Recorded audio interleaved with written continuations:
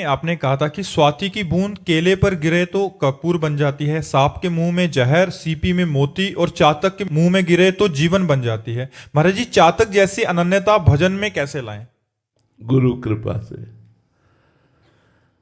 इसमें अपना प्रयास तो है ही, लेकिन प्रधानता गुरु कृपा से है। जब गुरु प्रसन्न तो साहवन कुला, मिटी सकल कल्पित भय शुला। जे गुरु चरण रेन अनुरागी, ते लोकों बेदौ मणभागी। जे गुरु चरण रेन सिर धरहि, ते जन सकल विभव वस करहि।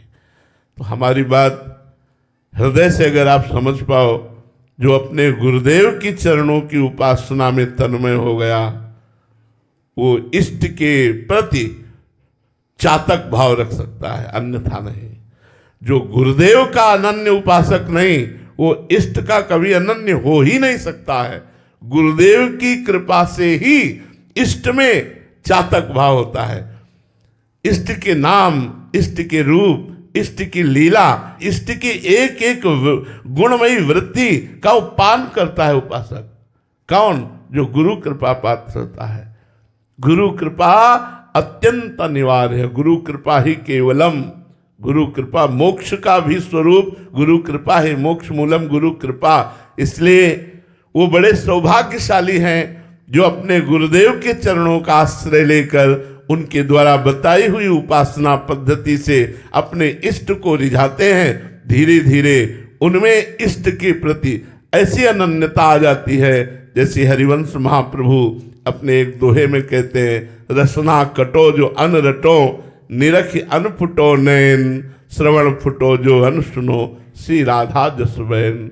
किशोरी जी के प्रति, लाल जी के प्रति जो अनन्यता जागृत होती है, उस अनन्यता में वो चातक भाव होता है। राहो को काहू मन ही दिए, मेरे प्राणनाथ श्री श्यामा, शपथ करो तृण छिए, राहो को काहू मन ही दिए।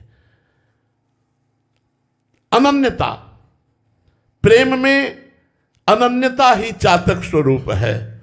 एक बार पूज्य भाई जी से हनुमान प्रसाद पोद्दार जी महाराज ने लीला का वर्णन किया अनन्यता चातक स्वरूप का, कि गोपी जनों के बीच में भगवान रास रासेश्वर और स्वामिनी जो विराजमान है, तो प्रेम में अधिक बातें जबान से नहीं होती, नेत्रों से हुआ करती हैं।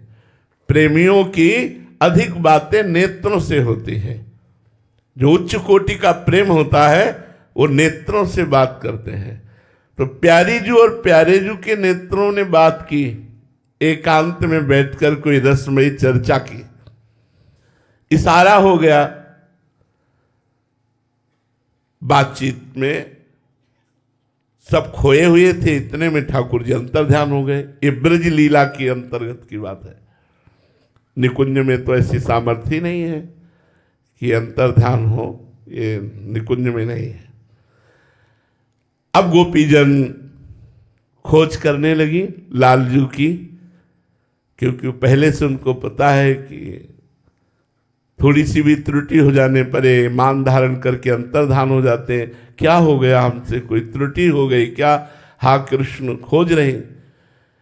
तो जिस निकुंज में प्रियालाल ने परस्पर इशारा किया था, वहां बैठकर रसमयी वार्ता करने का, खोजती उसी कुंज में पहुंच गई।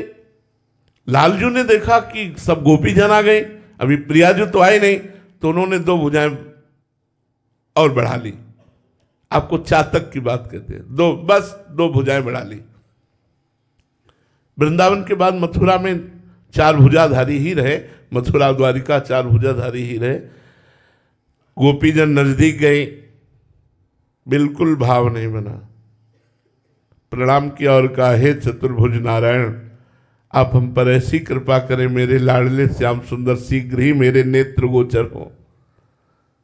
वही श्याम सुंदर केवल 2 भुजा बढ़ा ली तो गोपी जनों का प्रेम गुप्त हो गया और कहा, हे नारायण, हे हरि, आप कृपा करो और मेरे लाडले श्याम सुंदर मेरे नेत्र गोचर हो, और चली गई।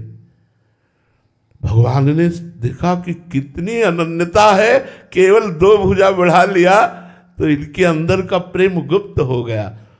और जब प्रिया जी उस कुंज में जे ही चरण पधराए तो लालजू ने सोचा दो भुजा उनको भी दिखाए चतुर्भुज रूप, लेकिन उनकी दो भुजा अपने आप अंतर ध्यान हो गई, दुर्ज मुरली मनोहर के रूप में ही विराजमान।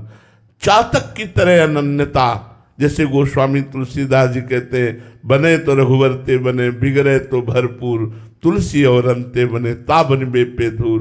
प्रेम, प्रेम ये गुरु कृपा से प्राप्त होता है। इष्ट प्रेम ये गुरु कृपा से प्राप्त होता है। इष्ट अनन्यता ये गुरु कृपा से प्राप्त होती है। जब तक गुरु कृपा नहीं तो आज इसकी बड़ी हानि हो रही है।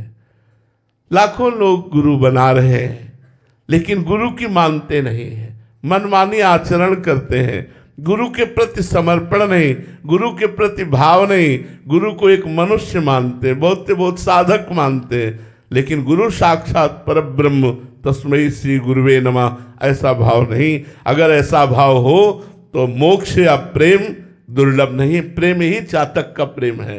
प्रेम जब आएगा तो चातक की तरह होता है, जैसे मीरा जी के हृदय में गिरधर का प्रेम, जाके सिर मोर मुकुट मेरो पति सोई, मेरे तो गिरधर गोपाल दूसरो न कोई। जो अपने इष्ट के प्रति अनन्यता आ जाए तभी बात बनती है। ये गुरु कृपा से होगी। इसमें साधन बल काम नहीं करता। या गुण साधन ते नहीं होई, तुम्हारी कृपा पाओ कोई कोई में वही गुरु कृपा पात्र जो गुरु चरण आश्रित है।